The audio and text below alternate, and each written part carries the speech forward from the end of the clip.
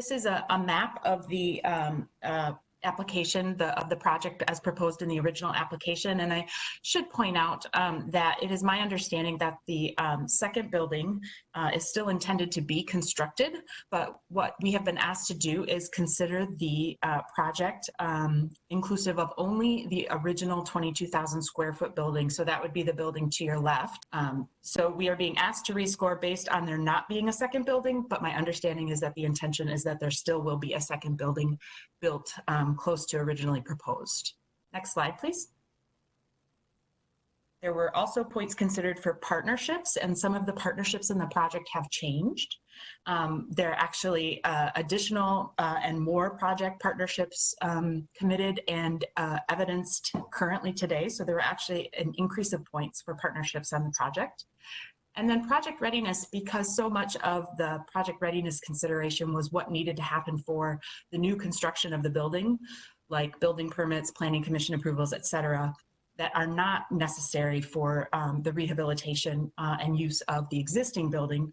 There were some additional points recouped in project readiness as well. But the results of the rescore were that the project scored 3 points less net than the original scoring for the project. And that final score was still higher than the lowest scoring project awarded that year. And for that reason, staff is recommending that the Community Development Committee approve the project change for Minneapolis Apprenticeship and Training Center awarded to the City of Minneapolis and authorize its Community Development Division Director to execute the amendment on behalf of the Council. Okay, well, let's start with you, Eric. Mr. Hansen. Okay, this is my name is Eric Hansen. I'm the Director of Economic Policy and Development for the City of Minneapolis, and we're very excited about being in front of you today because we think this project is going to be a very important development project on Plymouth Avenue. It's been taking a long time to get here. We're working with the Met Council staff, which we appreciate, Met Council members, which we appreciate, and the developer to keep this thing moving because it's such a critical project in an important area. The developer, James Staples, is on the line. I think it would be best for him, as Tara would predict, to talk about the partnerships, but we're excited about what those are, and we're excited about the partnership with the Met Council. Thank you, Mr. Hansen. Mr. Staples, welcome. Thank you, Chair. If you could please address Councilmember Chambliss' question about the partnerships. We've been working with numerous partners, so we have a few of them actually on the line today who can speak specifically to their partnership on this project.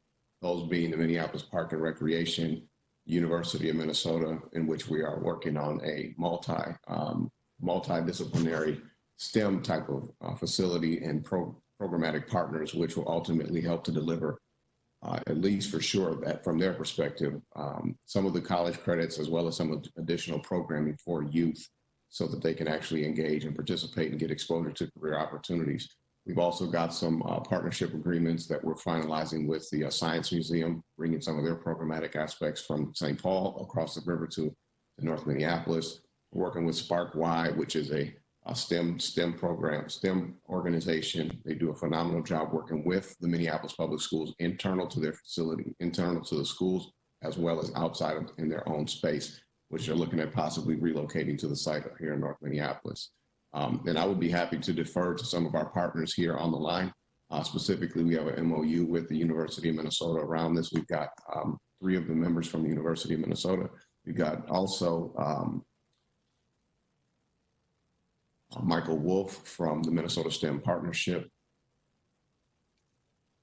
And I'd like to defer to our partners from the University of Minnesota, Andy Furco, who's the Vice President of Engagement.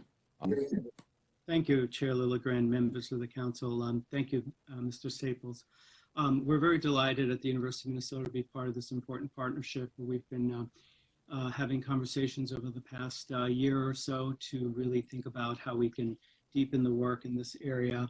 We know that preparing individuals for careers in clean energy is very important for the future job market, but more importantly for really providing pathways for young people, especially our youth of color, to engage in important fields that are emerging. And I think Mr. Staples has done an outstanding job to provide this opportunity.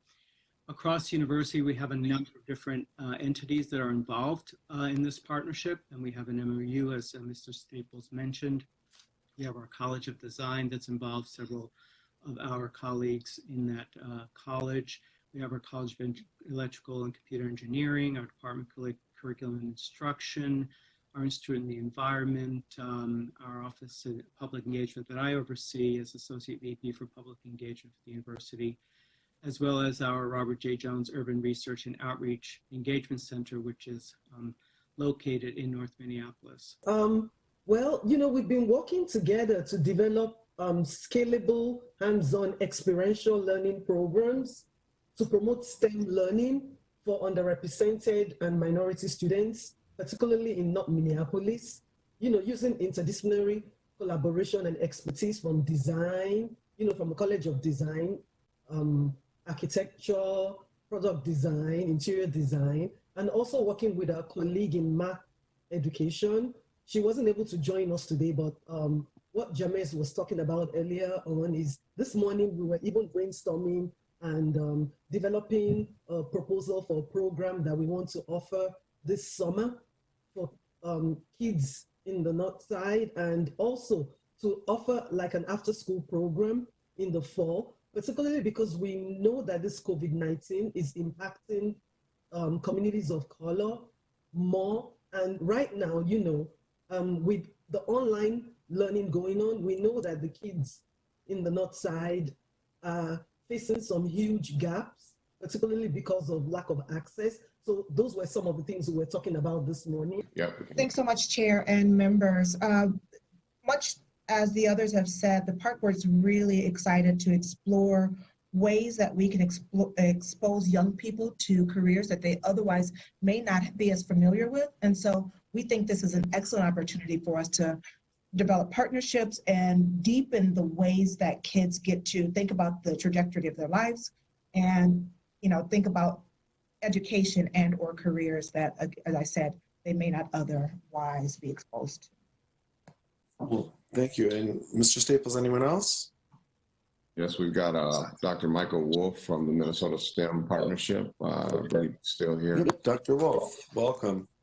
Chair Lilligrand, rest of the board members, thank you for allowing this time.